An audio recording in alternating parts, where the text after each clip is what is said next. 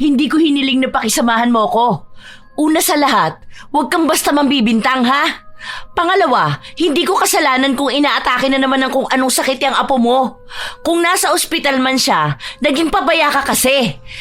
Baka dahil sa sobrang kalinisan mo, ayun, nagkasakit na siya. Di ba, ang sabi nga nila, mabilis mamatay ang mga taong malilinis? Pero sinisigurado ko sa'yo na matagal ding magdurusa ang mga taong dugyot at malahura. Kung hindi mo itinapon sa apo ko yung marumi mong tubig, hindi siya magkakasakit. Sinasabi ko sa'yo ha, pagod na akong magtimpi sa kadugyutan mo. Sisiguraduhin kong uuurin ang buo mong katawan nang makita mo kung paano dapat umasta ang isang tao. Hindi lang sa sarili niya, kundi pati sa mga taong nakapaligid sa kanya. Masyado kang dugyot, Maricel! Tingnan natin kung hanggang saan kadadalhin niyang kababuyan mo. Isa sa pinakamahirap na makahalubilo ay ang mga dugyot at burara. Mga kapitbahay na walang pakialam kung nakakasira na sila ng paligid ng iba.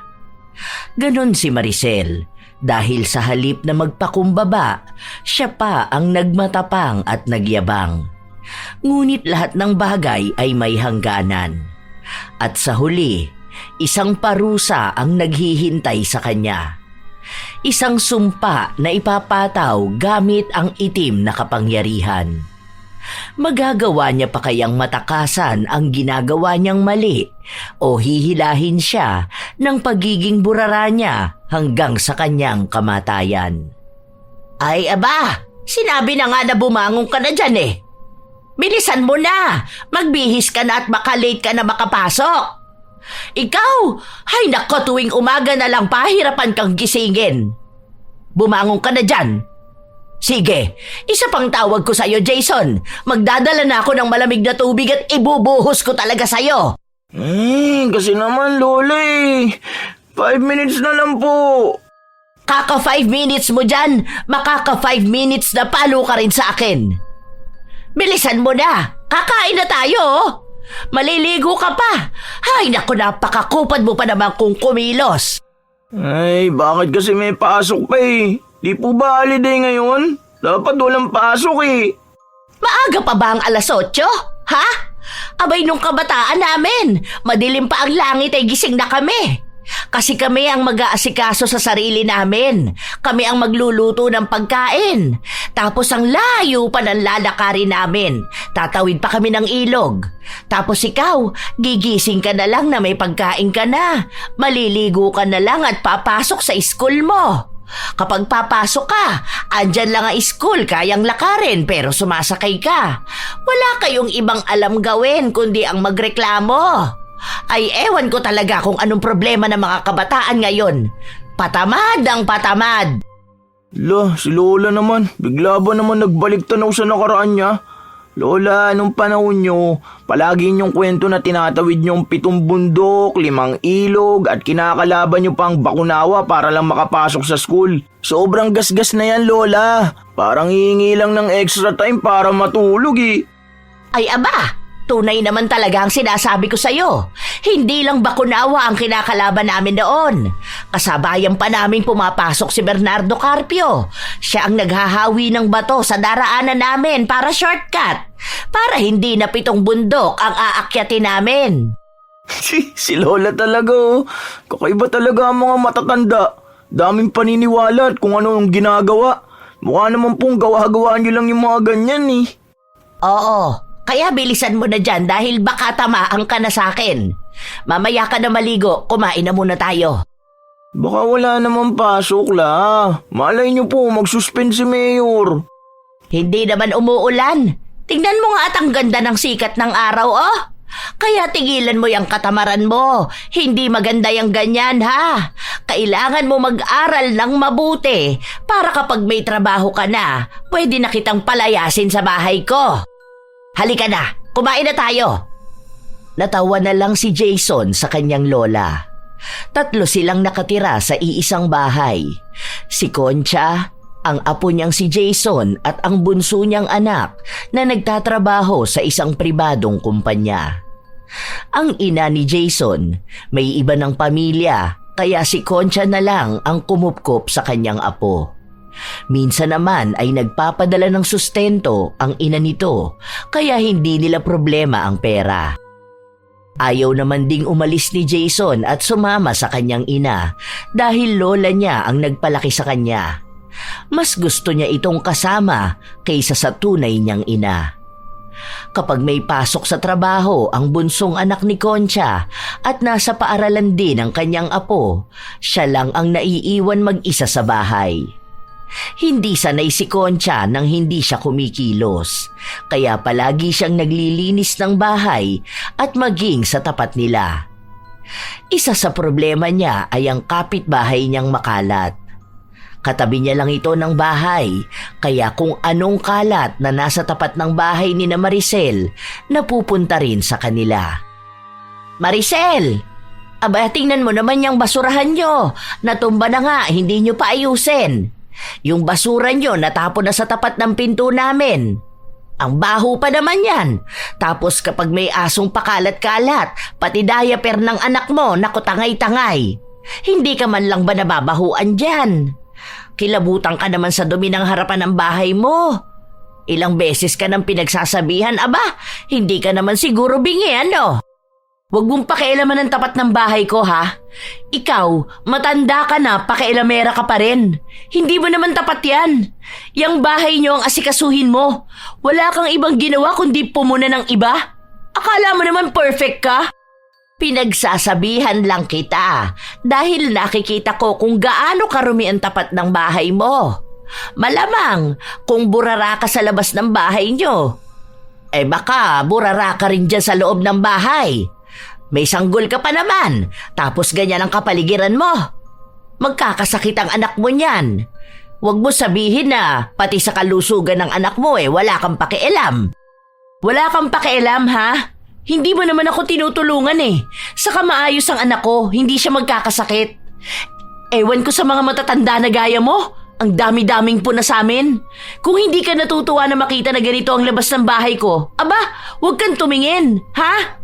Hindi naman kita pinipilit na tumambay rito. Kung ako sa'yo, magkulong ka na lang sa loob ng bahay nyo. Mga matatanda, hindi mapigilan ang sarili na pumuna ng bahay ng iba. Akala mo naman may ambag sa buhay namin. Paano akong hindi titingin? Kapag humahangin, napupunta sa tapat namin ang kalat nyo. Minsan, pagbukas namin ng pinto, nakakalat yung diaper ng anak mo. Ay naku, ang dugyot kayang tingnan. Ayusin mo man lang kahit sana ang basurahan mo. Lagi kasing kinakalkal ng aso yan. Alam mo, Ate Concha, manahimik ka na. Ang ganda ng araw ko sinisira mo. Kung may kalat man sa tapat mo, abalinisin mo. Pero wag mong pakikialaman ng sa iba, ha? Makapasok na nga sa loob ng bahay. Badre pang mga matatanda na to. Akala sila lang ang marunong sa buhay.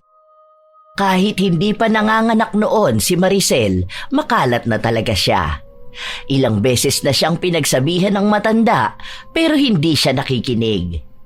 Minsan kasi, tinatangay ng aso ang buong sako na naglalaman ng basura at kapag kinalkal yon, kakalat sa harapan ng bahay ni na Concha. Kapag sinabi naman niya kay Maricel na pakilinis yon, sasabihin lang sa kanya na tapat niya yon at siya ang dapat na maglinis. Kahit pa man hindi niya yon basura. Sadyang malinis si Concha, lalo na takot siya sa kalat dahil baka magkasakit siya o ang sino mang kasama niya sa bahay. Lalong-lalo na ang apo niyang may sakit sa dugo. Isang hapon, sabay na umuwi ang apo niya at anak niya. Nalaman niya lang ito matapos na magtungo sa kusina si Jason. Oh, anong nangyari at ngayon ka lang umuwi? Sinamahan ko po si Tito Jeff, may pinuntahan po kami. Nililigawan niya yata yun Sinundo niya po kasi ako kanina, tapos sabi niya ililibre niya ako ng fries kapag sinamahan ko siya. Oo nga po pala la, bakit po ang daming kalat dyan sa harapan natin? May mga diaper po tapos may napkin pa na nakatiwangwang dun. Hinalukay pa yata ng aso. Kadiri nga po May kalat na naman? Ay, ano ba naman si Maricel? Malamang hindi na naman nila inayos ang pagtatapon nila ng basura. Alam na nga nila na may mga asong kumakalkal Ayan, nasa tapat na naman natin. Kalilinis ko lang kanina. Ako na lang po maglinis. Ay, hindi. Magbihis ka na doon, kakain na tayo. Ako nang bahala doon mamaya. Hindi ka pwede sa ganun. Alam mo ang bilis mo magkasakit kapag may marumi. Mamaya, pagsasabihan ko ang babae na yon. Napakaburara! Kahit naman ako, nagkaroon naman ako ng maraming anak, pero napapanatili kong malinis ang paligid namin. Kung hindi niya kaya, bakit hindi niya paglinisin ang asawa niya? Hindi yung nakatambay lang din sa loob ng bahay nila. Inis na naman ang matanda. Ilang araw pa ang lumipas, palaging ganon ang nangyayari. Kahit pagsabihan niya si Maricel, wala itong ibang sinasabi sa kanya kundi linisin niya kung tingin niya ay marumi. Huwag siyang magbunganga. Isa yon sa ikinagagalit ng matanda. At bakit naman kami pa maglilinis ng kalat mo? Matanda ka na! Maricel, hindi mo kami nanay para sundan ang mga kilos mo. Aba, mahiya ka sa mga kapitbahay mo. Hindi lang ako ang pumupuna sa'yo Nakakaperwisyo ka, sa totoo lang. Dapat sa'yo nakatira sa malayo. Yung ikaw lang ang mag-isa para solo mo lang ang mga kalat mo. Bagay ka tumira doon sa bundok ng basura. Kung gusto nyo, maglagay kayo ng pader dyan sa pagitan natin para hindi mapunta ang mga basura sa inyo. Yung kadaldalan mo sa akin, may nangyayari ba? Ha? Akala mo naman lilinis ang buong Pilipinas kapag sinunod kita? Wala nga akong oras, di ba? Saka kukunin naman niya ng mga magbabasura. Utusan mo ang asawa mo. Mas mainam kung gumawa kayo ng matinong basurahan. Hindi yung ganyan na ilalapag nyo lang yung plastic. Yung mga aso, tangay ang kadugyutan nyo. Kami ang nahihirapan Kahit na anong linis namin sa harapan namin, siyang kalat mo naman. Hindi mo kami alila, ha? Gamitin mo ang utak mo para maging malinis ka sa paligid mo. Huwag mong punahin ang asawa ko. Itong matanda na to masyadong papansin. Kayo ang mag-adjust. Dahil hindi naman namin aso yung tumatangay ng basura Kung makita nyo ang aso na kinakalkal ang basurahan namin, di paluin mo sa ulo. Hindi yung sa akin mo bibintang lahat. Sakang sabi mo dahil sa aso kaya may mga kalat sa harapan nyo, di ba? Gaano kayo nakakasigurado na basura nga namin yon? Malay nyo ba kung saan lang dinadampot ng mga aso yon? Kung sa iba man yon, maging responsable ka pa rin sa mga basura mo. Tingnan mo, nasa gilid na naman namin yung basurahan nyo. Kulang na lang iharang nyo yan sa pinto namin. Sa tuwing bubuksan namin ang pinto, unang bubungad sa amin yung kalat nyo. Kahit nakaunting hiya lang naman. Hindi yung sagad yung kakapalan mo. Bulag ka ba at hindi mo nakikita na may motor na nakapark? Kung ihaharang namin dito ang basura, saan namin ilalagay ang motor, ha? Mag-isip ka rin minsan, pwede ba? Hindi yung mga mali ko ang hahanapin mo. Panay ka sabi na magkaroon ng konsiderasyon sa iba, samantalang ikaw tong walang konsiderasyon sa kapwa mo. Aba, hindi ko nakasalanan yan. Bumili kayo ng motor tapos hindi nyo naman pala alam kung saan ipapark. Huwag nyong ilagay ang basurahan ninyo rito sa amin. Pwesto namin ito Tapat namin to. Kaya huwag mong dalhin dito ang pagiging buraramong babae. Ilang beses ka na naming pinagsasabihan na hindi ka man lang magkaroon ng konsiderasyon sa ibang tao. Aba, kung hindi ka nga naman bastos na matanda ka, no? Talagang sinipa mo pa ang basura namin? Madumihan lang talaga tong motor. Naku, sinasabi ko sa'yo. Ayusin mo yung ugali mo, ha? Wala akong pakialam kung mas matanda ka sa akin. Kasi papatulan talaga kitang animal ka. Ako pa ang bastos? Samantalang ikaw itong may kakaibang ugali. Bata-bata ka pa, Maricel. Pero ngayon pa lang alam kong mabubulok ka sa sobrang burara mo. Wala akong pakialam kung marumihan niyang motor niyo dahil basura niyo yung ibinabalik ko sa inyo. Masyado kang maselan. Hindi ka naman inaano ng basurahan na yan Akala mo naman kasi yayakapin ka niyan para mandiri ka? Parehas lang naman kayo niyan. Basura ang ugali mo pati ang pag-iisip mo. Tumanda kang paurong. Ganon! Ako pa ang tumandang paurong. Ay sino kaya ang tumandaan at lahat-lahat? Nagkaroon na ng pamilya, pero hindi pa rin kayang maging masinop na tao.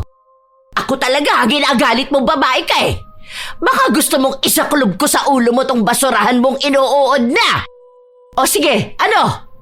Huwag akong hahamunin mo. Magkakaalaman talaga tayo kapag ginawa mo yan. Nagkakainitan na ang dalawa at halos manakit na si Concha. Hindi na kasi niya mapigilan ang sarili na manggigil sa ugaling pinapakita sa kanya ni Maricel. Para matigil na sila, inawat na lang ni Jeff ang kanyang ina para pumasok na ito sa loob ng kanilang bahay. Kung hindi niya kasi gagawin yon, baka totohanin nga ng kanyang ina ang sinabi niya na isasaklob sa ulo ni Maricel ang basurahan. Hindi pa naman nagpapatalo si Concha, lalo na kung kalinisan ang pag-uusapan. Habang hindi rin naman nagpapatalo si Maricel, pagdating naman sa pinaglalaban niyang karapatan. Silang dalawa talaga ang madalas na magkaaway, lalo pat magkadikit ang kanilang bahay. Sa tagal ng panahon na nakatira si Concha sa bahay nila, si Maricel lang talaga ang nakaaway niya pagdating sa mga kalat at basura. Kinabukasan, nagising ng maaga si Concha upang paghandaan ng almusal ang kanyang anak at apo. Matapos nun ay binuksan niya ang pinto para sana pumasok ang sariwang hangin. Ngunit mabahong amoy ng basura ang sumalubong sa kanya. Amoy pa lang, alam na niya kung kaninong basura yon.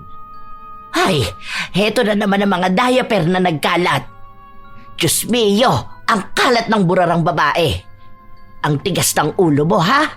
Teka nga, napapagod na ako maglinis ng mga kalat mo. Ibabalik ko lahat yan sa tapat nyo. Tutale, kalat mo naman yan. Tama lang talaga na mapunta ulit yan sa inyo. Ang kukulit nyo, ha? Winalis ng matanda ang mga kalat pabalik sa tunay na pinanggalingan nito. Sinadya niya talaga na ipalibot ito sa motor para makita kaagad ni Maricel.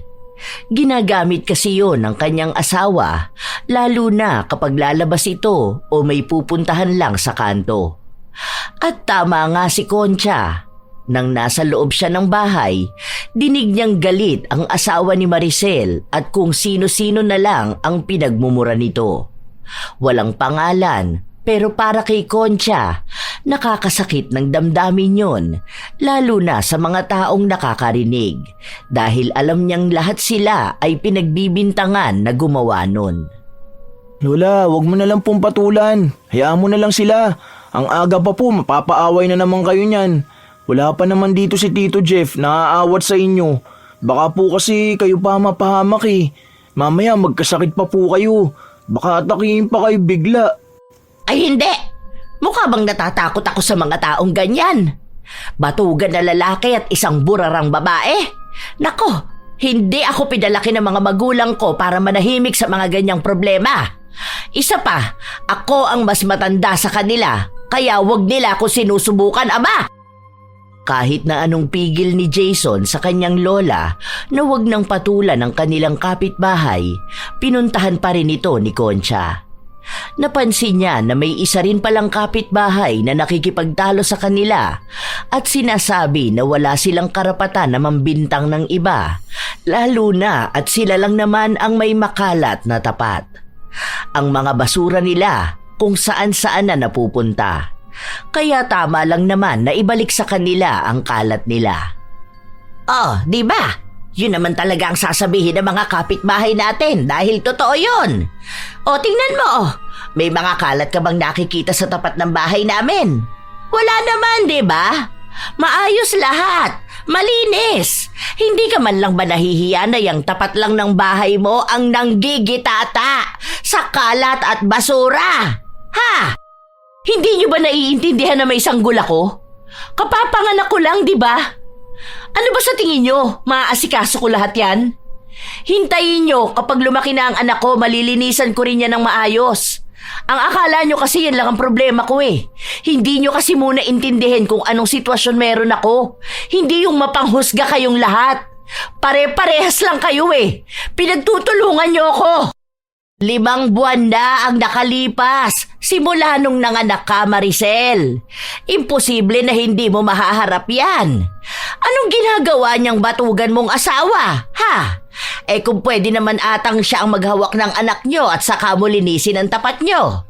Hindi yung hahayaan yung mapunta sa mga bahay-bahay ang kalat niyo, tapos kami ang mauobliga na maglinis? Ay aba, ibabalik talaga sa inyo ang kinalat niyo. Alam ko talaga na ikaw ang may kagagawa nito. Ikaw lang naman ang walang hiya. Mag-ingat ka sa pananalita mong babae ka. Aba, sino kaya sa atin ang walang hiya? Alam na mga kapitbahay natin kung sino yon, at ikaw yon. Kayo ng asawa mo. Simula pa nang lumipat kayo rito, wala na kayong ibang dala sa amin kundi perwisyo at sakit sa ulo. Hindi pa uuri niyang bibig mo sa sobrang kadaldalan at pakialamera mo. Walang ibang lumalabas dyan sa bibig mo kundi kasiraan ng ibang tao, lalo na ako. Hindi ko alam kung ano bang nagawa kong kasalanan sa'yo at galit na galit ka sa akin. Hoy, ikaw ang dapat na uurin dahil sa kadugyutan at kaburaraan mo. Mukhang hindi ka na rin yata nagpapalit ng panty mo eh. Nakikita ko ang mga panty mo dyan, nangingitim na. Mandiri ka naman, oy! Kababaeng tao mo. Ano, ganyan ba ang ituturo mo sa anak mo? May mga sumang-ayon sa sinabi ni Concha. Naglabas din sila ng inis at hinaing nila ukol sa pagiging makalat ni Maricel. Pagod na raw sila maglinis at magwalis ng harapan nila na tuwing umaga na lang ay may mga kalat. Minsan daw, may isang plastik ng basura na nasa harapan nila mismo pero hindi naman nila yun basura. At dahil nasa tapat nila ito, wala silang ibang pagpipilian kundi ang linisin na lang. Hindi na lang sila nagsasalita dahil alam nilang hindi nagpapatalo si Maricel at sa huli, sila lang din ang magmumukhang may kasalanan. Mga sinungaling talaga kayo, ano? Sige, magkampihan kayo! Maging patron nyo ng kalinisan ng matandang hukluban na to! Feeling malilinis! Hindi kami feeling malilinis dahil malilinis talaga kami, ano? Baka akala mo hindi namin napapansin na sa amin mo itinatapon ang mga basura nyo. Kapag naman may kukolekta na ng basura, ayaw nyong ipagalawang inyo dahil hindi pa puno. 5 piso lang ang ibabayad nyo sa kukuha niyang sako nyo eh. Ipit na ipit pa kayo. Baka gusto mong ipabarangay kita dahil sa pagbibintang mo sa akin ng ganyan. Wala kang patunay. Walang ebidensya na ginagawa ko yan. Sinisiraan mo lang ako, tapos ito naman mga utu-utong kapitbahay natin. Ano, tatango lang sa'yo? Sino naman ang nagsabi sa'yo na wala kaming ebidensya, ha? Ayan may CCTV sa tapat ng bahay ni na Charlie. Baka gusto mong makita ang pagmumukha mo kung paano mo ilapag ang basura mo sa tapat namin. Sino ba naman kasing hindi magtataka sa basura niya? May diaper sa loob. Sino ba rito ang may bata pang anak, ha? Sa halip kasi na baguhin mo ang pagiging makalat at burara mo, mas lalong lumalala ang kasamaan ng ugali mo. Malamang pwedeng edited lang yun. Ano ba naman ang kapangyarihan ng AI ngayon, di ba? Kaya wag niyo ako matakot-takot ng ganyan. May tito ako na abogado. Baka lahat pa kayo makasuhan. Ay wow! Kami pa ang tinakot mo dyan sa tiyuhin mong abogado. Saan ba graduate yan, ha? Sa Talipapa Institute? Nako! Sa tagal ng buhay ko sa mundo, ilang tao na ba ang narinig kong ipinagmamalaki ang kung sinong Poncio Pilato nilang kaanak na abogado? Abogado! Isa ka pa! Huwag ka magbura dyan! Wala ka naman ding napapatunayan dito, aba! Ano? Matapang ka lang naman dahil batik ang tambay ka dyan sa kanto. Sa halip na tulungan mo ang asawa mo na maglinis ng tapat nyo, ikaw pa ang nagkakalat. Kalalaking tao na malaki ang katawan, walang kaamor-amor sa kalinisan. Ayaw marumihan ang motor pero ayos lang maging burara sa kapaligiran. Hindi na makaapila pa si Maricel sa mga sinabi ng matanda. Inis na inis siyang pumasok sa loob ng bahay nila at nilinisan ang mga kalat sa tapat nila. Hindi pa tapos ang alitan nila na yon dahil ayaw na ayaw ni Maricel na pinapagalitan siya sa harapan ng ibang tao. Gusto niyang gumanti kay Concha pero hindi niya alam kung paano. Simula rin nang mangyari ang sagutan nilang yun. Sa tuwing may kalat sa tapat nila at hindi yun galing sa kanila, ibinabalik nila sa tapat ng bahay ni na Maricel. Kahit na ang daming reklamo ni Maricel, hindi siya makapagsalita dahil alam niyang aatakihin na naman siya ng mga kapitbahay nila. Isang araw, habang naglilinis ng tapat nila si Concha, napansin niyang nakadikit na naman sa kanila ang basurahan ni na Maricel. Itinaas niya yon para ilipat at doon niya nakita na ang daming uod na nakadikit sa ilalim ng sako. Halos masuka-suka ang matanda sa nakita niya. Umalingasaw na rin kasi ang amoy ng tila bulok na hasang. Ay, Diyos ko po, bakit maganito ang kapitbahay ko na ito? Sana hindi na lang lumipat dito. Mas mainam pa ang dating nakatira dyan. Maingay lang ang mga bata kapag umaga pero maayos naman sa kalinisan. Sobrang lala ng babae na to. Kapag pinagsabihan mo naman, magmamatapang. Sinasadya talaga ni Concha na iparinig sa kapitbahay niya para dapuan man lang ito ng hiya. Pero sadyang sanay na talaga si Maricel at wala siyang pakialam kahit pa ipagsigawan ng iba ang pagiging burara niya. Nang matapos si Concha sa nililinis niya, bumalik na siya sa loob ng kanilang bahay. Walang pasok sa paaralan si Jason, kaya nasa loob lang siya ng bahay at naglalaro sa kanyang computer. Jason, di ba sabi ko sa'yo bago ka maglaro niyan, ayusin mo yung basura sa kusina. Yung mga tangkay ng dahon ng malunggay na hinimay natin kanina. Ayan ka na naman eh, hindi ka na naman nakikinig sa akin. Mas inuuna mo pa yung paglalaro mo. Ay, sorry po la. Nakaligtaan ko lang. Sabi ko, magpapasok lang muna ako ng tubig sa kwarto ko. Sige po, ayusin ko na. Lilinisin ko naman po talaga yun kanina eh. Basta ha, sinasabi ko sa'yo na ayoko sa makalat. Kailangan, kapag may nakita kang basura, itapon mo na kaagad. Dahil yung paunti-unti at pa isa-isang basura, kapag naipon yun, magiging dahilan pa para makasama sa kalusugan mo.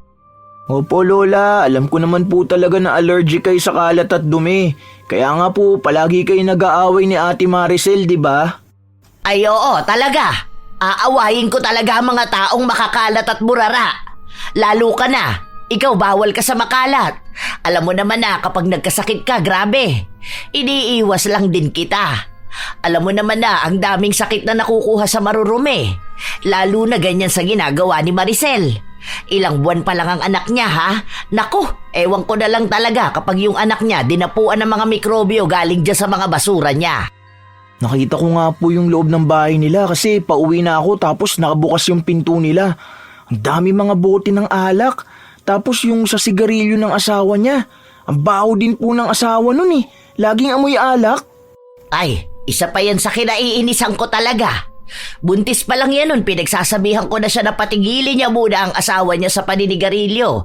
Kaso ayaw makinig. Ewan ko ba, siguro yung mga magulang niya noon, stress na stress sa kanya. Kasi kung ako ang nanay niyan, palagi ko yung sasampalin Sa kabastusan niya, dudugo talaga ang uso niya. Ang kalat nga po ng bahay nila. Naisip ko nga na kung ikaw ang nandun ako, baka nagbunga nga ka po talaga ng walang tigil. Diyan pa nga lang sa mga kalat nila sa labas ng bahay nila, grabe ka na po magbunga nga eh. Paano pa kaya kung nakikita mo talaga yung loob ng bahay nila? Kaya nga sinabi ko sa kanya na sobrang burara niya. Kasi nakita ko yung panty niya. Sobrang nanggigitata talaga at nangingitim yung gilid-gilid. Di ba? Diyan siya sa labas nila naglalaba. Tapos ang kulay ng tubig na lumalabas sa washing nila kulay itim na.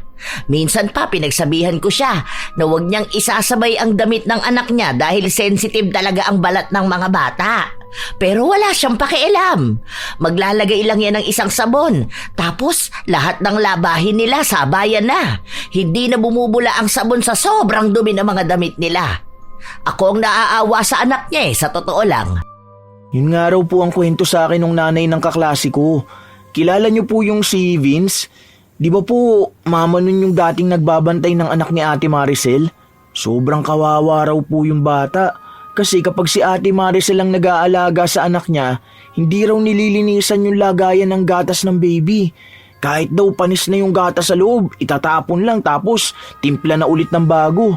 Awang-awa nga raw po talaga siya dahil sobrang kadugyutan.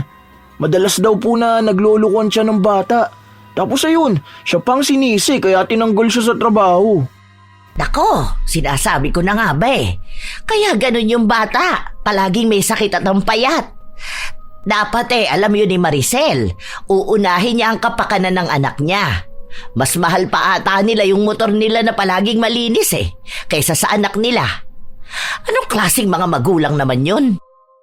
Ilang beses na pinagsabihan ni Concha si Maricel tungkol sa kung paano niya dapat alagaan ang anak niya, lalo na at sobrang payat ng bata. Pero sinabihan lang siyang pati buhay nila ay pinakikialaman niya. Wala talagang ibang gustong pakinggan si Maricel. Isang araw, nasa labas ang maglola. May upuan sa harapan ng bahay nila. Hapon yun at doon sila nakapwestong dalawa, nanonood sa cellphone si Concha habang naglalaro naman ang kanyang apo. Napapansin nila na naglalaba si Maricel at ang kulay itim na tubig na galing sa washing machine ay itinapon niya sa lokasyon kung nasaan ang maglola. Ano yun? Basa naman dito la. Nabasahin pa ako. May sugat pa naman ako. Ang hapdi! Ay, halika nga rito. Naku, baka ma-impeksyon ka. Ano ba naman yan? Bakit dito mo binuhos yung marumi mong tubig? Alam mo naman na nandito kami, di ba? Kung hindi ka rin naman talaga bastos Kasalanan ko ba na nabasa kayo dyan? Bakit kasi kayo tatambay dyan, ha? Huwag mo sabihin na pati ang paglalaba ko bawal na rin. Grabe ka naman na dyan. May sinabi ba akong bawal? Ang ipinupunto ko rito, bakit sa pwesto pa namin binuhos mo yan? Hindi ka naman siguro bulag para hindi mo makita na nakaupo kami sa tapat ng bahay namin, di ba? Ang lawak dyan, Dyan ka magtapon niyang tubig na maruming galing dyan sa mga nanlilimahid mong damit. Alam mong puno ng mikrobyo yan. Napunta na sa sugat ng apo ko. Aba, hindi ko nakasalanan kung sensitive yung apo mo. Kontrolado ko ba kung saan pupunta ang tubig, ha? Sana kasi ang ginawa mo, nung nakita mong may naglalaba, umalis ka na. Kaso masyado kang atribide. Papansin ka pa dyan, pwede ka naman doon sa loob ng bahay nyo. Kung ayaw mo pala na nababahira ng dumi ang apo mo, pues ikulong mo siya sa loob nyo. Tutal, ang sabi mo, sobrang linis ng bahay nyo, di ba? At talagang ikaw pa ang may ganang magsalita ng ganyan. May iba namang daan para pagbuhusan niyang tubig mo Talagang dito pa sa may tao. Kung hindi ba naman pambabastos yan, hindi ba? Hindi mo ginagamit yung utak mo. Hoy, tanda, para sabihin ko sa'yo, mas may pinag-aralan pa ako sa'yo. Hindi ko nga sinasadya, di ba? Ano ba mahirap intindihin sa sinabi ko? Huwag kasi kayong patambay-tambay dyan. Lahat na lang ng kinikilos ko, hinahanapan mo ng mali. Mapagpunakan tao, akala mo porket mas matanda ka sa akin ikaw na ang tama. Ako ang hindi mo naiintindihan. Tama na po yan la, ang hapdi po ng pa ako. Halika na sa loob, lilinisin natin yan. Ano bang nangyari at nagkasugat ka sa paa mo? Sa sapatos ko po to la, yung bagong bili lang po ni mama. Di ba po nagpadala siya sa akin? Ginamit ko po tapos namaltos hanggang sa nagsugat na. Bakit hindi mo man lang sinabi sa akin? Alam mo naman na ayaw kong nagkakasugat ka. Nilinisan ni Concha ang sugat ng kanyang apo. Sinigurado niya na walang maiiwang dumi galing sa tubig na ibinuhos ni Maricel. Labis siyang nag-aalala, lalo pat noong huling beses na lubhang nagkasakit ang apo niya dahil yun sa sugat sa paa. Nagkaroon ng impeksyon at halos mag-agaw buhay ang binata. Ayaw ni Concha na mangyari ulit yun, lalo pat sobrang dumi talaga ng tubig na napunta sa paa ng kanyang apo. Lola, dahan-dahan naman po. Ang sakit po. Huwag niyo naman po ikahit yung bulang sa sugat ko. Okay na po yan. Hugasan naman na po Hindi ba ang sabi ko sa'yo, kapag may sugat ka sa paa mo sasabihin mo kaagad sa akin? Paltos lang naman po yan na naging sugat. Pag sinabi ko po sa inyo, magiging OA na naman po kayo. Hindi ako OA. Nag-aalala ako sa iyo. Dahil alam mo naman yung sakit mo, hindi ba? Paano kung mapano ka dahil dyan? Kaya nga po hindi ko sinasabi sa inyo dahil ayoko po kayong pakabahin. Tingnan niyo po yan, natataranta na naman kayo. Ay talagang matataranta ako. Hindi ko kakayanin kapag may masamang mangyayari sa iyo, no? Nakakainis naman kasi yung Maricel na yan. Ang luwag na nga nung pwesto niya, talagang nagawa niya pang sadyain na sa atin ipapunta ang tubig. Yari talaga sa akin yan. Huwag mo na pong awayan, Lola. Kasi baka mamaya kayo naman pong atakihin kapag pinatulan niyo yun. Okay lang po ako. Nabasa lang po ito saka ginamot niyo naman na po eh. Dito na lang po tayo sa loob ng bahay. Hayaan niyo na siya. Kayo naman din po nagsabi, di ba, na hindi naman siya makikinig sa inyo kahit ano pang sabihin niyo. Bakit mag-aaksaya pa kayo ng oras? Magpahinga na lang po kayo rito sa bahay. Sige na, diyan ka na lang muna sa kwarto mo.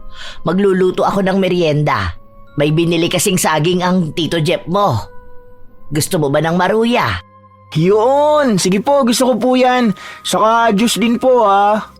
Sige, basta sabihan mo ko kapag may nararamdaman ka ha.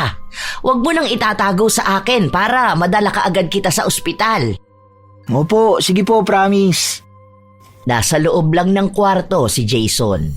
Hanggang umabot ang gabi, maayos naman ang kalagayan nito. Pero kahit na ganun, hindi pa rin nakakampante ang kanyang lola. Hanggang sa kinaumagahan, ginigising ni Concha ang kanyang apo para mag-asikaso na ito dahil papasok na sa paaralan. Hoy! Nako! Apo! Ang init mo! Nilalagnat ka! Jeff! Jeff! Halika rito! Bilisan mo! Dalhin natin sa ospital si Jason! Ay nako, ang apo ko! Ay, ito na nga ba sinasabi ko eh.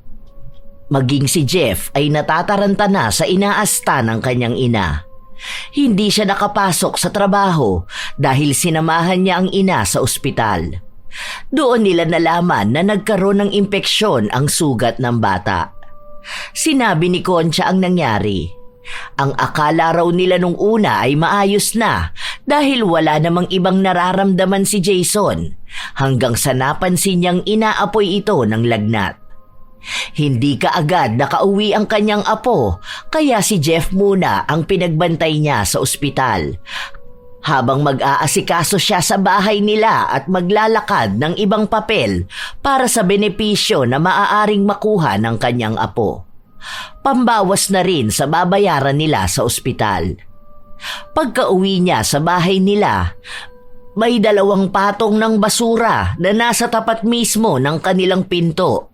May nagkalat na lasog-lasog na diaper at may bakat ng itim na tubig na natuyo sa harapan nila.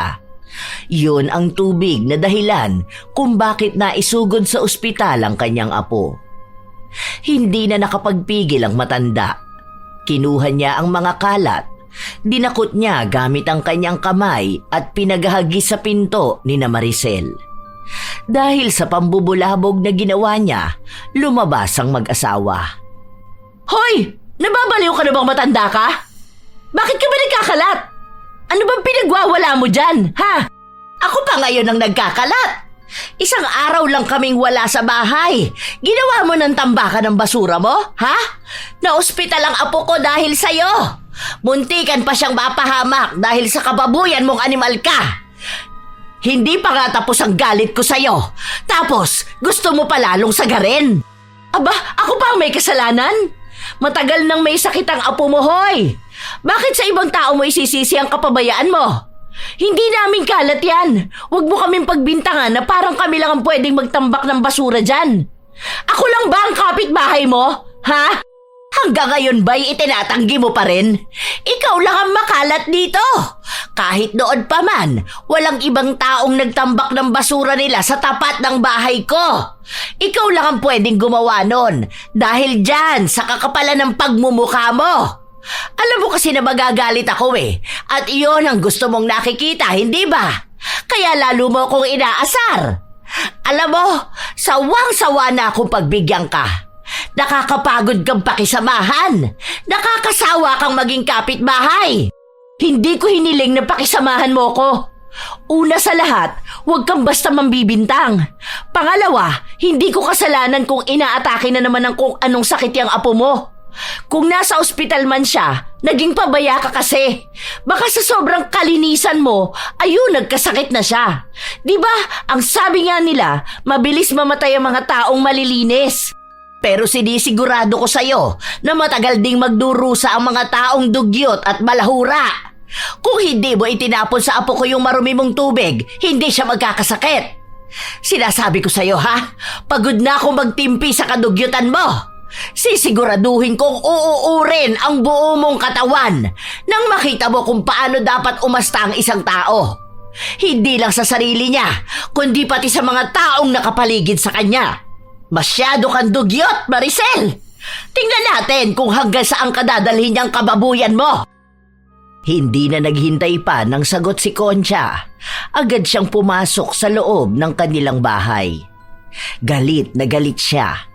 Hindi siya papayag na hindi mananagot ang sino mang may dahilan kaya nagkasakit ang kanyang apo. Maselan pa naman si Jason kaya kailangan palaging malinis ang paligid niya. Kaya hindi papayag si Concha na ang isang pabayang kapitbahay lang nila ang magiging dahilan para mapahamak ang kanyang apo. Pumasok siya sa loob ng kanyang kwarto. Mula sa luma niyang aparador, kinuha niya ang isang itim na kahon. Hindi ko akalain na magagamit pala ulit kita. Ang buong akala ko'y tatalikod na ako sa iyo pero sadyang may mga tao talaga na magiging dahilan para bumalik ako sa paggamit ng itim na kapangyarihan. Kahit ayaw ko na, wala akong ibang pagpipilian. Kailangan may managot. Kailangan may magbayad ng kasalanan niya. Ang tinutukoy niya ay ang itim na kapangyarihan na kanyang namana. Hindi na niya ito nagagamit simula nung alagaan niya ang kanyang apo. Natuon na kasi ang lahat ng kanyang atensyon kay Jason. Nakakaramdam din kasi siya ng takot na maaaring bumalik ang lahat ng ginawa niya sa ibang tao at ang mapahamak ay ang kanyang apo. Ilang beses na niyang tinangka na bumalik sa pagiging mambabarang, ngunit sa pagkakataon na ito, buo na ang loob niyang gawin ulit ang pagriritual. Hindi niya madaan sa pakiusapan si Maricel at kahit na anong pagtatalo pa ang gawin nila, hindi niya ito mapapatino. Isang malupit na parusa lang ang magiging dahilan upang makapag-isip ng maayos ang kanyang kapitbahay. Nasa kanya na lang kung magbabago siya o dadalhin niya ang karumihan niya hanggang sa kanyang kamatayan. Sa totoo lang, kaya ko namang tapusin na ang buhay mo bilang ganti ko. Pero hindi magiging makabuluhan kung matatapos lang ng ganun ang buhay mo. Dapat kang mahirapan. Dapat kang parusahan. Unti-unti para mas masakit, mas makatarungan. Doon ko malalaman kung may kakayahan ka pa bang magbago at kung wala na nga, sisiguraduhin kong dadalhin mo ang parusa na yan hanggang sa iyong kamatayan.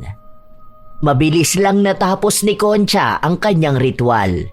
Medyo nahirapan lang siya nung una dahil kailangan niyang bawiin ang lakas ng kapangyarihang itim. Nang maisakatuparan niya ang pambabarang, hinintay na lang niya ang pagdating ng araw na mararamdaman na ni Maricel ang kanyang paghihiganti. Sa paglipas din ng mga araw, naging maayos na ang kalagayan ng kanyang apo. Naghihintay na lang sila kung kailan makakalabas si Jason. Kain ka ng gulay, apo ko, para lumakas ka na. Tingnan mo ang bilis mo naman nangayayat. Hay, kawawa naman talaga ang apo ko. Okay naman po ako, Lola. Siyempre, gagaling din naman po ako agad, no? Ikaw po ang nag-aalaga sa akin, eh. Sus, talagang nambola pa ang bata na ito, ah. Sigurado ka ba talaga na okay ka na? Magaling na magaling na. Opo. Oo nga po pala, kailan po ba ako makakauwi? Ayoko na po rito naiinip na po ako. Gusto ko na dun sa bahay. Bukas daw, pwede ka nang umuwi. Hinihintay ko lang yung pinapaasikaso ko sa tito mo Ayan, kapag nakauwi ka na, mag-iingat ka palagi kapag may sugat ka, ha? Kung anong nangyayari sa'yo, dapat palaging alam ng lola, okay? Huwag mo na uulitin na pag-aalalahanin ako. Opo, sasabihin ko na kapag may sugat ako. Pero yehey, makakauwi na rin po ako. Ilang araw na rin po akong absent sa school Wala na, di na inspired pumasok yung mga may crush sa akin. Ikaw talagang bata ka. Siguro may girlfriend ka na, no? Dapat malinis yan, ha? Huwag siyang tamad at makalat. Lah, si Lola ang seryoso naman. Bata pa ako, crush-crush lang po muna.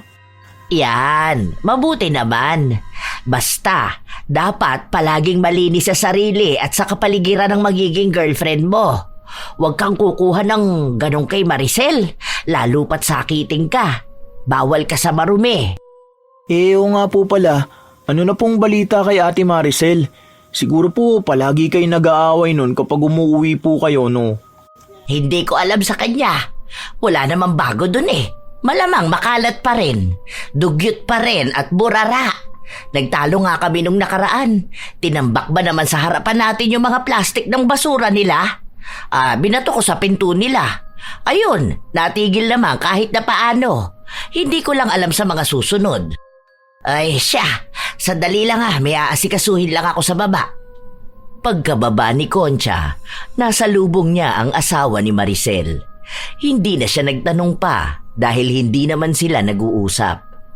Hanggang sa nakita ng matanda ang isa nilang kapitbahay na bitbit ang anak ni na Maricel. Nilapitan yon ni Concha. Silang dalawa ang nag-usap at sinabi sa kanya nito na isinugod daw sa ospital si Maricel. May kung ano raw kasing lumalabas sa kanyang ari. Maliliit na uod ba? Ay, panigurado dahil sa underwear niya yon. Diba, ang dugyot niya naman talaga. Nakatabi yung pinaghubaran niya sa basurahan nila tapos nakatiwangwang lang yon. Malamang lalangawin yun. Tapos kapag nilaban niya, bara-bara lang din. Hindi man lang binabanlian o kaya plantsahin. Babahayan talaga ng uod yun. Kundi ba naman kasi siya dugyot na babae? Kawawa naman niyang anak niya. Tingnan mo ang payat pero ang laki ng tiyan. Hindi man lang ba niya pinupurga ang bata? Ay Diyos ko, anong klaseng magulang ba siya? Kung anong galit na nararamdaman ni Concha sa kanilang kapitbahay, siya namang awa niya sa bata. Hindi niya lubos maisip kung paano natitiis ni Maricel na maging ganon ang anak niya. Ang dungis pa nito. May pera naman sila. Hindi sila palaboy sa kalye, pero bakit hindi niya maalagaan ng maayos ang kanyang anak? Dumating pa nga sa punto na gusto na lang ampunin ni Concha ang bata, pero hindi naman papayag ang mga magulang nito. Ilang araw pa ang lumipas, naging mas magulo pa ang labas ng bahay ni na Maricel.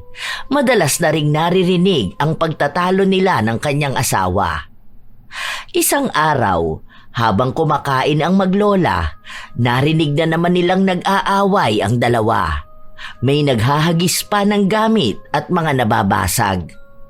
Ang lakas po ng boses nila, La? Tapos minumura pa siya ng asawa niya. Alam niyo na po ba ang nangyayari kay Ate Maricel? Narinig ko lang po sa mga kapitbahay natin Chismoso kang bata ka.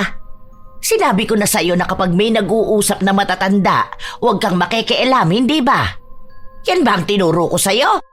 Hindi po Di ba po inutusan niyo akong bumili sa tindahan? Tapos naririnig ko sila na nag-uusap doon. Hindi naman na po ako sumabat pero nakinig ako. Alam nga naman pong takpan ko yung tenga ko. Naghihintay ako na ibigay sa akin yung binili ko po Parehas lang din yon. Ano naman ang nasagap mo, Aber? May mga uod daw po sa katawan si Ate Maricel. May sugat daw siya sa paa niya tapos may mga maliliit na uod daw po yun. Tapos sa ibang bahagi pa ng katawan niya. Yun lang po ang narinig ko. Sabi pa nga na deserve niya naman daw yun kasi po sino ba namang hindi magkakaroon ng uod sa katawan kung sobrang dugyot naman. Kaso Naaawa naman daw po sila sa bata kasi nalalagyan din kapag bitbit ng nanay. Ayaw naman daw pong alagaan ng tatay. Kung sana natuto lang siyang maglinis ng sarili niya at ng paligid niya, hindi naman siya uuurin. Yun na nga, nakakaawa naman talaga ang bata. Dahil paano kung pasukan ng tenga niya, di ba? Naaalala ko na naman tuloy nung nakita kong malaki ang tiyan niya tapos hindi pinupurga ng nanay. Tapos po ang naririnig ko pang balita, hihiwalayan na po ng asawa yata niya si Ate Maricel. Ewan ko po narinig ko lang. Kasi ang sabi, may ibang babae raw po yung asawa niya. Tapos po, nandidiri po sa kanya dahil dun po sa mga uod. Ay, huwag kang panay chismis ang inaatupag. Halika na, kumain na tayo. Pero tingin niyo po ba, totoo yung ganon? Bakit naman po biglang magkakaroon ng uod ang katawan ng isang tao? Kahit naman po may sugat, hindi naman po nagkakaroon agad ng uod, di ba po? Kasi po palagi niyo yung lilinisan. Yun na nga ang dahilan kaya siya inuuod. Dahil hindi siya naglilinis. Ganon talaga ang mga taong dugyot at burara. Talagang uuurin. Tingnan mo nga lang ang lagay ng mga basura niya dyan sa labas. Palaging may uod. Ibig sabihin lang nun, gusto niya rin na uurin siya. Hindi naman siya nakikinig sa amin nun di ba? Kapag sinasabihan namin siya, ano bang reaksyon niya? Nagagalit siya at sinasabi na pakialamera kaming lahat. Hay, wag na nga yang uod ang pag-usapan natin. Alam mong kumakain tayo Nakakadiri. Kahit na kapitbahay lang ni Concha si Maricel, hindi niya pa rin alam kung anong nangyayari rito. Maliban na lang na siya ang may pakana kaya ito nagkaroon ng uod sa katawan. Bukod doon, hindi na niya alam ang ibang detalye. Nagpapatuloy ang mga araw, palagi na lang sigawan ang naririnig sa kabila. Minumura at sinisisi ng lalaki si Maricel sa lahat ng nangyayari. Isang umaga, naglilinis si Concha ng tapat nila. Kapansin-pansin na nabubulok na ang mga basura sa harapan ng bahay ni Maricel. Napapailing na lang siya, lalo na nang makita niya ang mga maruruming damit na inuuod na sa labas. Iniisip niya na kung ganun nakalala sa labas, marahil ay mas masahol pa sa loob. Nakita niya ring umalis na ang asawa ni Maricel at sinabi nito na hindi na siya babalik. Sa totoo lang, habang nakikita ni Concha ang kapitbahay niya, nakakaramdam na siya ng habag rito. Mukha na kasing kawawa talaga si Maricel habang bitbit dito ang ilang buwang gulang na anak. Iyak ng iyak ang bata. Kasabay nun ay ang pagbibigay ng gatas ni Maricel galing sa bote na nanlilimahid sa dumi. Si Concha ang kinikilabutan sa nakikita niya. Nangingitim ang tiyupon, habang ang uod na gumagapang sa kamay ni Maricel ay nahuhulog sa mukha ng kanyang anak. Hindi na matagalan ni Concha ang tumingin kaya pumasok na siya sa loob ng bahay. Kinabukasan, walang paramdam si Maricel. Walang nadagdag sa mga kalat sa labas. Ibig sabihin, nakatambak yon sa loob ng bahay niya. Nakatayo lang sa labas si Concha habang ang iba nilang kapitbahay ay nagsisimula na rin ang bulong-bulungan tungkol kay Maricel. Walang nangahas na pumasok sa loob ng bahay dahil sa labas pa lang hindi na nila kinakaya ang mga uod. Hanggang sa sumubok ang matanda. Pagpasok niya sa loob, mas maraming uod pa. Kung saan-saan makikita, napakaraming basura, mga bote ng alak sa sahig. Ang iba may mga laman pa at natapon. May mga upos ng sigarilyo kung saan-saan. Ano bang ginagawa mo rito? Sino nagsabi sa'yo na pwede kang pumasok sa bahay ko? Pati ba naman privacy ng isang tao panghihimasukan mo pa? Nag-aalala ko sa anak mo. Tingnan mo tong loob ng bahay niyo, sobrang kalat, sobrang dumi. Tingnan mo ang nangyayari sa sarili mo. Talagang hindi mo babaguhin ang ginagawa mo? Talagang yayakapin mo na ang pagiging dugyot mo? Hindi mo naman to bahay. Hindi mo to buhay. Kaya wag mong panghimasukan, ha? Hindi mo na to problema. Ang intindihin mo, yung apo mong sakitin, wag ang anak ko. Naaawa lang ako sa anak mo. At dapat maawa ka rin sa kanya. Ano, kailan ka matatauhan kapag bigla na lang nawala pati ang anak mo? Ang taas din talaga ng pride mo, ano? Talagang ikaw pa ang magagalit matapos mong makagawa ng mali sa apo ko. At ngayon, mas malalang pagkakamali na ang ginagawa mo sa anak mo. Pwede bang lumabas ka na ng bahay ko? Kailan ka maglilinis, ha? Hindi kita nanay kaya wag mo akong pagsasabihan.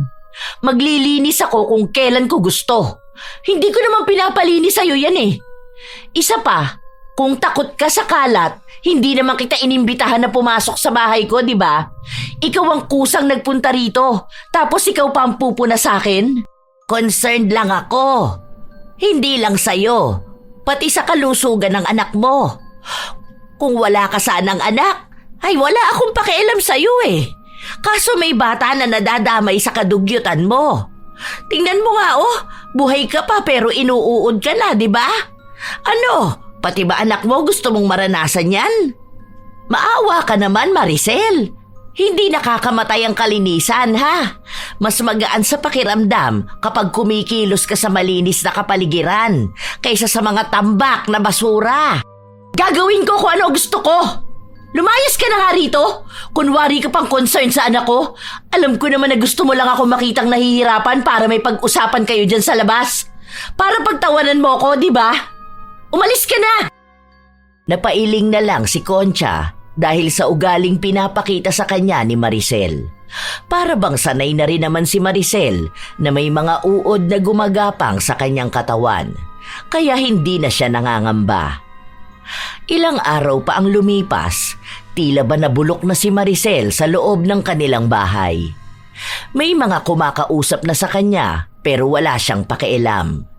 Hindi na rin nila alam kung paano pa nakakakain si Maricel dahil hindi na siya lumalabas ng bahay nila.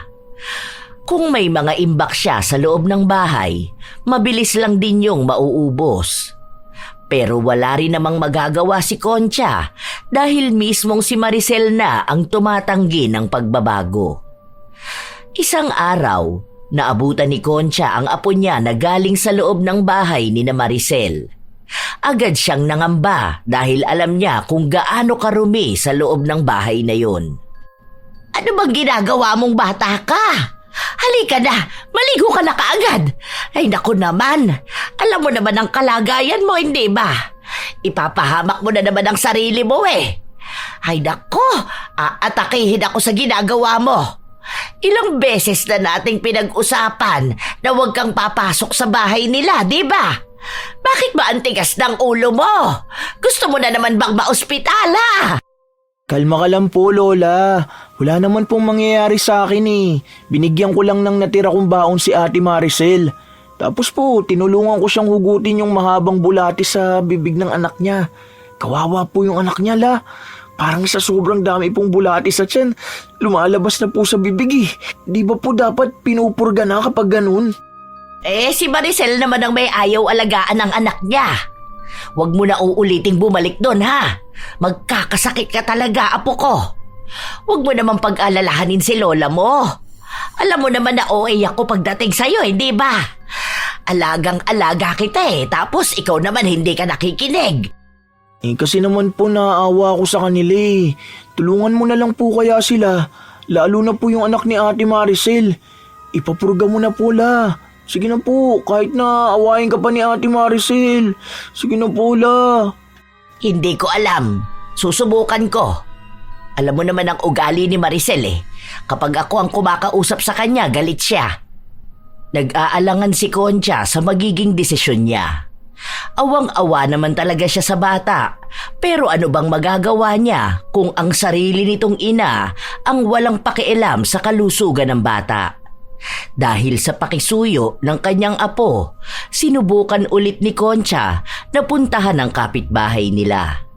Mas nawindang siya sa kanyang nakita. Mas makalat, mas marumi. Maging si Maricel ay nangangayayat na rin. Akin na ang bata. Ako na ang magdadala niyan sa center. Tingnan mo ang anak mo, butot balat na.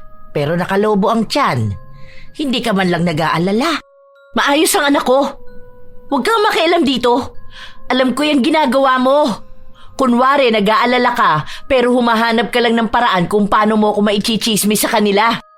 Maayos na sa paningin mo ang ganyan. Tumigil ka dyan, Maricel. Dinadala mo ang anak mo sa kapahamakan eh. Alam mo kung ano magandang gawin mo? Maglinis ka. Maging responsable ka sa bahay nyo. Hindi lang dito sa loob, pati na rin sa labas. Huwag mong idahilan sa akin na nakamamatay ang sobrang linis. Dahil dyan sa lagay ng anak mo, mamamatay siya sa karumihan. Eh bakit ka malapit pa rin ang lapit sa akin, ha? Bakit hindi mo kami hayaang mabulok? Di ba, ang sabi mo na inuuod naman na kami? Di ba gano'n naman ang sinasabi niyong lahat? Oh, hayaan niyo kaming uurin palalo. Para naman maging masaya kayo. Huwag ka na magpanggap na concern ka dahil isa lang naman ang gusto niyong lahat. Ang mawala na talaga ako rito at kasama ang anak ko, di ba? Kaya wala kang pakialam sa ginagawa ko at sa kung ano man ang mangyayari sa amin ng anak ko. Tumigil ka na sa bait-baitan mo! Bakit mo ako sinampal? Alam mo kung ano problema sa'yo? Minamasama mo yung mga sinasabi sa'yo kahit na simpleng bagay lang naman yon. Paano ba yan nag-umpisa, ha? Nung nagtapong kayo ng hasang sa labas ng bahay nyo, inilapag mo lang mismo sa tapat ng pinto nyo. Malamang makangamoy yun, di ba? Maaamoy namin, lalangawin. Dadami yan langaw dito sa atin. Nung pinagsabihan ka namin, sa halip na magbago ka, pinalala mo palalo. Naging papansin ka. Yung pinagsasabihan ka pero yun pa rin ang ginagawa mo. Hanggang sa hinayaan ka pero lumalala ka naman. Hanggang sa umabot na sa ganito. Tigilan mo yung katigasan ng ulo mo. Oo, wala namang kaming pakialam sa'yo. Pero naaawa kami dyan sa anak mo. Wala naman yung kaalam-alam sa ginagawang kadugyutan ng kanyang ina. Kung hindi ka naaawa para sa sarili mo, abay iisipin mo ang anak mo. Kung hindi ka rin naaawa sa kanya, anong klaseng ina ka, ha? Wala kang dapat patunayan sa amin dahil kahit mamatay kayo, wala kaming pakialam. Huwag kang magpaka-spoiled brat. Hindi ka namin susuyuin, Maricel. Sige, kung yan pala ang gusto mo, isama mo sa pagkabulok ang anak mo. Ganyang klase ka namang magulang, hindi ba? O sige, sige lang, mabulok nga kayo. Hindi nakapagsalita si Maricel sa sinabi ni Concha. Nakahawak lang siya sa kanyang pisngi habang ramdam niya pa rin ang malakas na sampal sa kanya ng matanda. Ilang araw pa ang lumipas, walang naging tugon si Maricel. Hindi siya lumalabas ng bahay hanggang sa isang gabi. Habang mahimbing na natutulog ang pamilya ni Concha, nakarinig sila ng sunod-sunod na pagkatok. Nagmamadali, kaya sa taranta ng matanda, agad siyang napalabas. Ate Concha, tulungan mo ang anak ko, please. Hindi siya makahinga. May lumalabas na uod sa ilong niya. Ha? Ay, Diyos ko po. Ano ba naman ito? Ay, sige. Dadalhin ko na sa ospital ang anak mo. Mabuti na lang ay naagapan pa ang kalagayan ng bata dahil kung hindi ito agad nadala sa ospital ay maaari itong mamatay. Ilang araw ding nanatili sa ospital ang bata. Maraming bulate sa kanyang tiyan at kulang din sa nutrisyon. Nang tanungin si Concha, sinabi niya na anak yon ng kanyang kapitbahay. Tinulungan niya lang na dalhin ang bata. Gusto sanang makausap ang ina pero hindi naman pwedeng magpunta si Maricel. Tiyak ay katatakutan siya ng mga tao. Ang dami niya kasing sugat sa katawan dahil nagmistula siyang pagkain ng uod.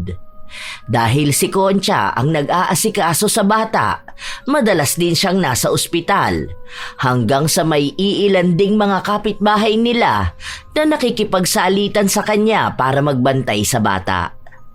Maghugas ka muna ng kamay mo, Jason. Ay, kinakain mo na agad yan. Ano po itong binabalot mo, La? Ipapadala ko sa ospital yan para dun sa nagbabantay sa anak ni Maricel. Ano na po palang nangyari dun? Okay naman ang bata. Ang dami nga kasing bulati sa tiyan dahil hindi siya napupurga, di ba? Tapos ang dumi pa ng bahay nila. Hindi naglilinis yung nanay niya. Ganun po ba yun? Bakit lumalabas sa bibig? Kapag sobrang dami na talagang bulati sa tiyan, lalabas talaga yun sa kung saan-saan. Hindi lang sa puwet ng bata. Minsan sa bibig, sa ilong o sa tenga.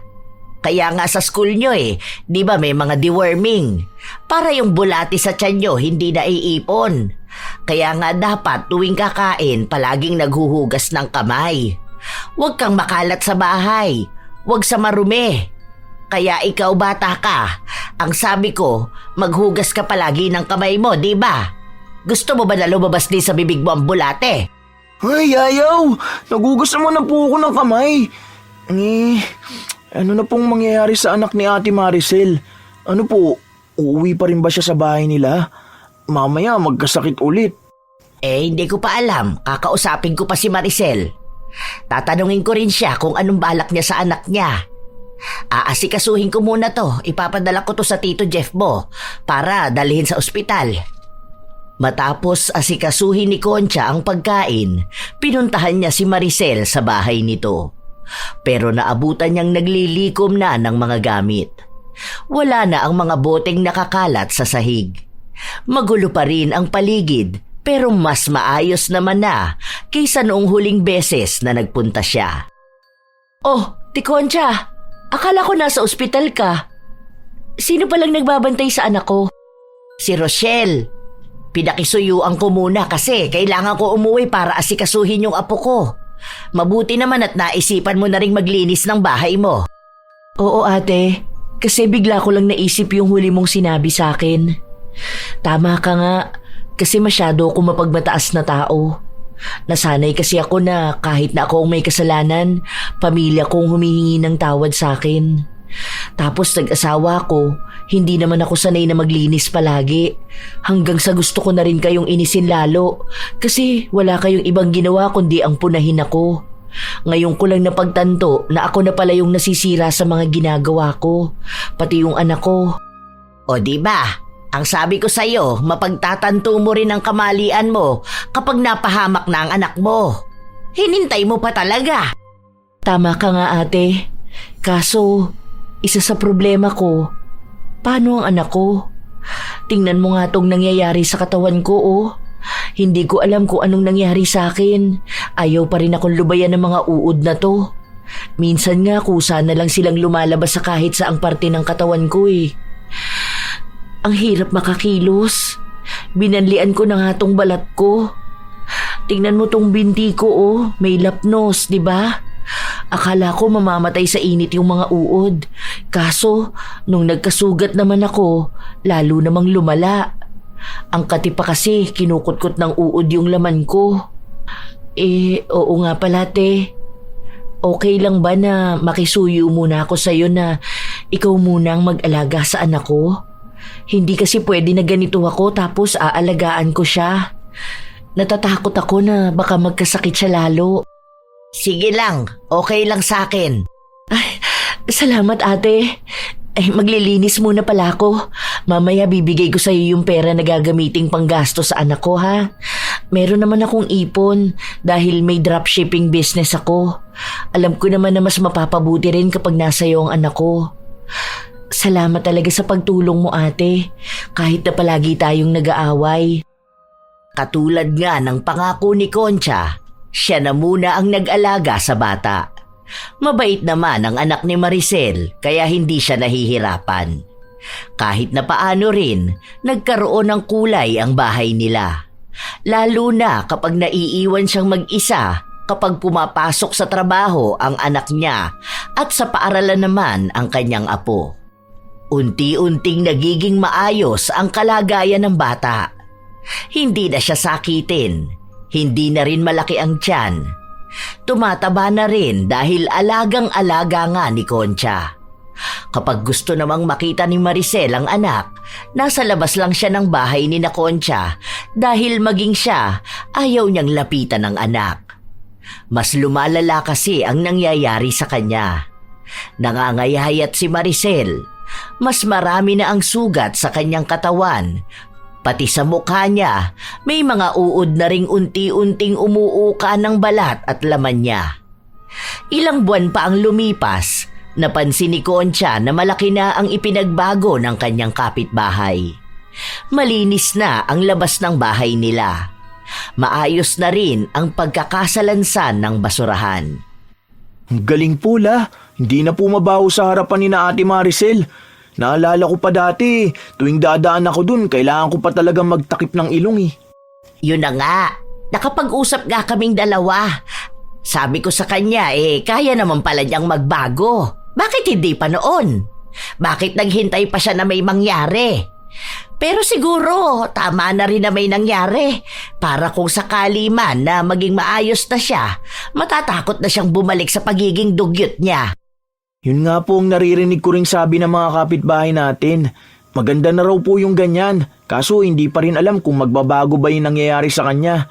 Yun pong mga uod na lumalabas sa katawan niya. Hindi ba po nakakatakot naman talaga yun? Hindi na nga niya mahawakan yung anak niya kasi dami niyang sugat. Ano po kaya ang nangyari sa kanya, no? Ikaw, nagpapakatsismoso ka na naman, ha? Magpalit ka na ng uniform mo. Magbuhos ka na lang, ha? Huwag mong babasain yan likod mo. Pawis na pawis ka pa naman.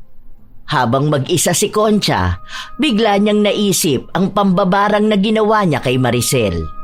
Hindi niya pa inaalis ang ritual na ginawa niya, kaya patuloy pa ring napaparusahan ang kanyang kapitbahay. Iisa lang naman ang gusto niya, ang magbago na ito. At yun naman ang pinapakita ni Maricel. Ilang beses na rin itong humingi ng tawad sa kanya at nangako na magiging mas mabuting ina para sa kanyang anak sa oras na gumaling na siya. Pero tila nawawala ng pag-asa si Maricel na gagaling pa siya. Lalo pat isang misteryo ang naging sakit niya. Gustong magbigay ni Concha ng isa pang pagkakataon kay Maricel, kaya naisip niya na oras na para magpatawad. Gumawa siya ng ritual para maalis na ang barang na ginawa niya. Nahirapan siya noong una dahil masyadong malakas ang ginawa niyang ritual. Isa pa ay siya ang gumawa, siya rin ang bumabawi. Nang matapos siya sa pagriritual, agad siyang nanghina. Halos 1 linggo siyang nagkasakit at hindi makakilos. Habang si Maricel naman, unti-unti na ring gumagaling. Natigil ang paglabas ng mga uod sa katawan nito pero hindi pa rin naghihilom ang mga sugat. Hanggang sa umabot na ang ilang buwan, tuluyan na ring gumaling si Maricel at kinuha na ang kanyang anak. Salamat talaga, ate. Ang lusog naman ng baby ko. O puwera usog. Basta ha, simula ngayon, alamin mo na kung anong bawal sa anak mo, ha? Alagaan mo yan ng mabuti. Naku, matakaw pa naman yan, lalo na sa saging. Kailangan, palaging malinis ang bahay. Huwag hahayaan maglaro ng marumi at baka magkaroon ng bulati sa tiyan. Turuan mo na bago kumain, maghuhugas muna ng mga kamay. Ikaw rin dapat ganun ang gawin mo. Opo, ate. Salamat ulit. Marunong na ako maglaba ngayon, hindi na kulay itim ang tubig. Ikaw talaga. Basta, siguraduhin mo palagi na malinis ang paligid mo. Magaan sa pakiramdam kapag malinis ang paligid. Hay, mamaya sabihin mo na naman sa akin na hindi mo ako nanay. Ang daldal ko pa naman. Okay na yan. Nagmukha ka pa rin namang nanay ko nung kailangan ko ng tulong eh. Kung hindi mo ako sinampal at na-real talk, naku baka spoiled brat pa rin ako, no? Nagtawanan sila habang binabalikan ang mga nangyaring pag-aaway nila noon. Tinutotoo ni Maricel ang pagbabago niya. Hindi lang sa labas nila, kundi nagkaroon din siya ng adhikain na maging malinis ang kanilang barangay. Nagkaroon sila ng maayos na lugar para sa tapunan ng kanilang mga basura. Natuto rin siya kung paano niya mas maaalagaan ng maayos ang kanyang anak. Ang dating mga kapitbahay na kaaway niya, naging kaibigan na rin niya. At higit sa lahat, naging magkasundo sila ni Concha. Dahil hindi na siya nakipagbalikan sa kanyang asawa, mag-isa na lang niyang tinataguyod ang kanyang anak. Bilang unang beses pa lang niyang naging ina, hindi niya pa kabisado kung paano magpalaki ng anak.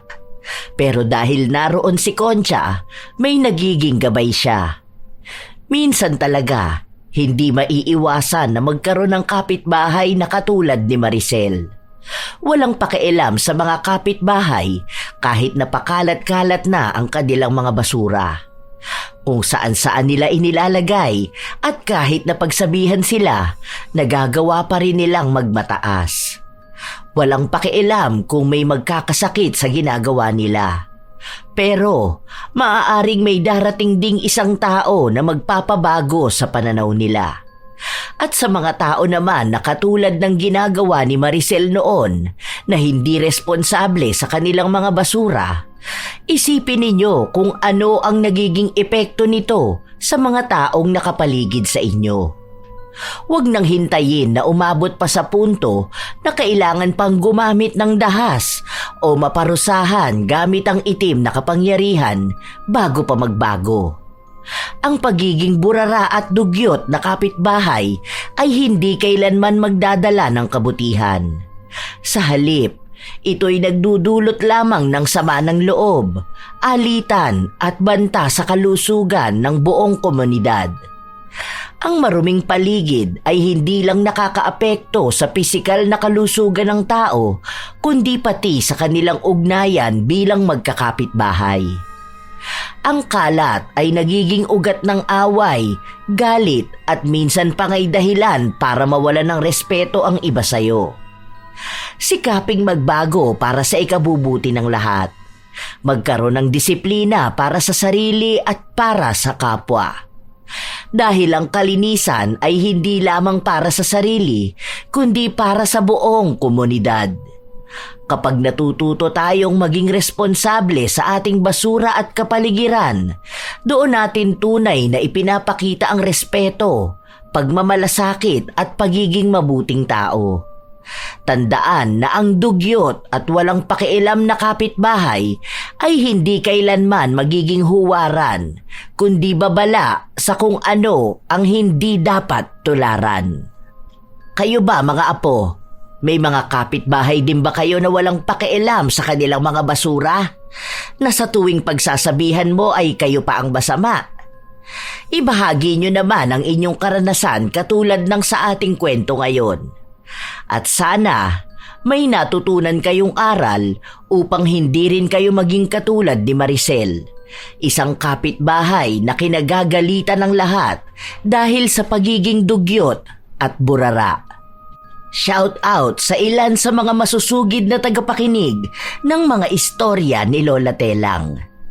Angelo Dizon, Romina Buwado, Chris Alcantara, Annaliza Malatbalat, Golden JP, Marisa Villanueva, JD Bicol, Maria Cristina, Corazon Ingay, Jeline Sapra, Nicole Bernardo, Ruby Rose de Maiwat, Miracle of Love, Mil Rose de Mate, Rowena Kaikong.